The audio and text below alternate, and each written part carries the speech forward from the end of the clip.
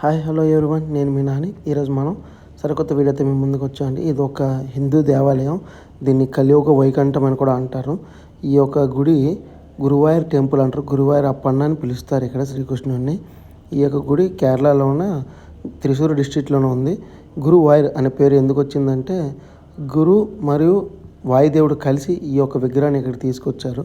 ఈ యొక్క విగ్రహం శ్రీకృష్ణుని చేతుల్లో పూజించబడిన విగ్రహం అండి ఇది ద్వారక అంతమయ్యే ముందు అక్కడి నుంచి శ్రీకృష్ణుడు ఈ యొక్క విగ్రహాన్ని ఎక్కడో దగ్గర స్వచ్ఛమైన జాగాలో పెట్టండి అని చెప్పి ఆదేశిస్తే ఈ గుడిలో ఉన్న ఎప్పుడున్న ట్రెడిషనల్ డ్రెస్సుల్లో మాత్రమే అలౌ చేస్తారు.